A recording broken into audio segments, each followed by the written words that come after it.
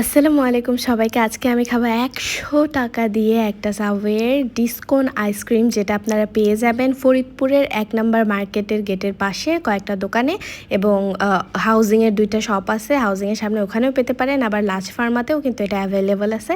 তো আমি নিয়ে নিলাম, নিয়ে তারপর বাসায় চলে আসছি। আসলে ডিসকোন আমি ফার্স্ট টাইম খাচ্ছি। ডিসকোনের সাথে আমি একটা নর্মাল কোনো নিয়েছি। তো এটা খুলতেই প্রথমে হচ্ছে একটা মোটা চকলেটের লেয়ার আপনারা পাবেন, এবং তার নিচে হচ্ছে একটা কফির ফ্লেভার, একদম খোলার সাথে সাথে একটা কফির ফ্লেভার আমি পাইছি। দেখেন এই যে কফিগুলো পড়তেছে, মানে চকলেটটা আর কি। এটা খুবই মজা বলতে গেলে। ফার্স্ট বাইটে আপনার কাছে মনে হবে যে আপনার ১০০ টাকা জলে যায়নি, বাট সেকেন্ড যেই লাইনে আপনার আসবেন, যখন ক্রিমটা খাবেন তখন এটা খুবই বাজে লাগে, কারণ এটার ভেতরে হচ্ছে মনে হয় যে আটা ময়দা মেশানো। একদমই মনে হয় না যে এটা আইসক্রিম। অ্যান্ড লাস্টেরটাও খুবই মজা ছিল।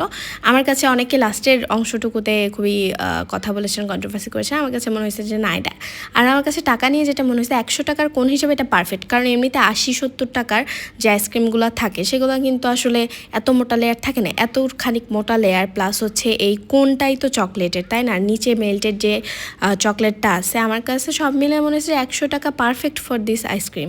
আপনারা যারা নাকি বলতেছেন যে ১০০ টাকা এটা খাওয়া বৃথা, আসলে বৃথা না, ঠিকই আছে। তো বাই বাই সবাই।